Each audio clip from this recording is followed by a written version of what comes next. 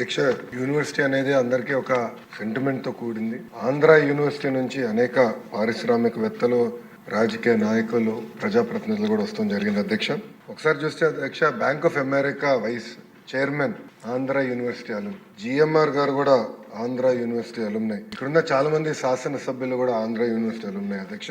అందుకే గౌరవ ముఖ్యమంత్రి గారు నన్ను విద్యాశాఖ మంత్రిగా అపాయింట్ చేసినప్పుడు అధ్యక్ష చాలా స్పష్టంగా నాకు చెప్పారు, ఒక ప్రభుత్వ విశ్వవిద్యాలయం 5 సంవత్సరాల్లో ప్రపంచంలోనే టాప్ 100 QS ర్యాంక్ లో ఒక్క స్థానంలో ఉన్న టాప్ 100 లో ఉండాలి అనే ఆలోచన నాకు ఆదేశాలు జారీ చేస్తాం జరిగింది. ఆయన ఆలోచన అదే అధ్యక్ష. దాంట్లో భాగంగా అధ్యక్ష నేను ఈరోజు గర్వంగా చెప్తున్నా, mathematics professor from IIT Kharagpur Rajasekhar గారిని ఏకంగా మన వైస్ ఛాన్సలర్ గా మనం నియమించుకున్నాం అధ్యక్ష. ఎందుకు చేశానంటే సంస్కరణలు తీసుకురావాలి, కరికులం ని బలోపేతం చేయాలి అనే లక్ష్యంతో మనం చేశాం. గౌరవ సభ్యులు చెప్పారు అధ్యక్ష, గతంలో జరిగిన అవకతవకల పైన మా దగ్గర ఉన్న కంప్లైంట్ అధ్యక్ష. మొదటిది misuse of RUSA grants of 20 crores అని, ఇంకో పక్కన ఇస్రో నుంచి వచ్చిన 25 లక్షల గ్రాంట్ కూడా ఇర్రెగ్యులారిటీస్ ఉన్నాయని, అవినీతి, abuse of power, misuse of students for political purposes అధ్యక్ష. ఇది గతంలో చూసాం. మాజీ ముఖ్యమంత్రి గారు ఎప్పుడైనా విశాఖపట్నం వెళ్తే క్లాస్ లో ఉన్న పిల్లలు క్లాస్ ఆపేసి రోడ్ పైకి తీసుకొచ్చి ఏదో స్వాగతం పలకాలి, పూలేయాలని చెప్పే పరిస్థితి కూడా చూసాం అధ్యక్ష. అదేంది illegal appointment of register of Andhra university జరిగింది. Examination centres were chosen by collecting bribes from colleges for distance education. ఇంకో పక్కన illegal appointments. VC violated the constitution and campaigned for the party in direct elections in favor of ruling party, continuing the retired professors as principals against the rules of the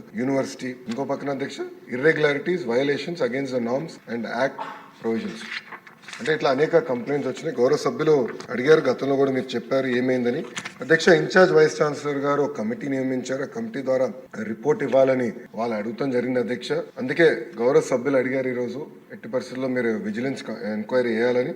ఇది house request కనుక తప్పనిసరిగా 60 రోజులు అంటే time bound పెట్టమని అందరు కోరారు. 60 రోజుల్లో vigilance enquiry పూర్తి చేసి తిరిగి ప్రభుత్వానికి పంపించాలని గౌరవ హౌస్ తరఫున ఆదేశాలు జారీ చేసి ఆ రిపోర్ట్ మళ్ళీ తిరిగి గౌరవ సభ్యులకు అందించే బాధ్యత ఒక మంత్రిగా నేను తీసుకుంటాను. రిపోర్ట్ వచ్చిన వెంటనే తప్పనిసరిగా కఠినంగా వ్యవహరిస్తాం, ఎవరిని ఉపేక్షించేది లేదని గౌరవ సభ్యులు తెలుపుకుంటూ, గణబాబు గారు కూడా చెప్పారు ఒక మంచి మాట, ఇంకొకసారి పొరపాటు చేయాలంటే భయపడాలి, అలాంటి యాక్షన్ తీసుకుంటేనే ప్రభుత్వ విశ్వవిద్యాలయాలు మనం కాపాడగలుగుతామని గౌరవ సభ్యులు కూడా మంచి సూచన చేశారు. ఆ తప్పనిసరిగా విజిలెన్స్ రిపోర్ట్ వచ్చిన తర్వాత గౌరవ ముఖ్యమంత్రి గారు టేబుల్ లైన్ కూడా పెట్టి ఎలాంటి యాక్షన్ తీసుకోవాలో ప్రభుత్వం కఠినమైన యాక్షన్ తీసుకుంటుందని గౌరవ సభ్యులకి సభసాక్షిగా హామీ ఇస్తున్నాను. ఈ వీడియో నచ్చితే లైక్ చేయండి. అలాగే మా ఛానల్ ని ఫస్ట్ టైం కనుక చూస్తున్నట్టయితే ఇప్పుడే సబ్స్క్రైబ్ చేసుకుని పక్కనే ఉన్న గంట సింబల్ ని యాక్టివేట్ చేసుకోండి. అప్పుడే మేము పెట్టే ప్రతి వీడియో మీకు నోటిఫికేషన్ గా వస్తుంది. అలాగే ఈ వీడియో పూర్తిగా చూసినందుకు ధన్యవాదాలు.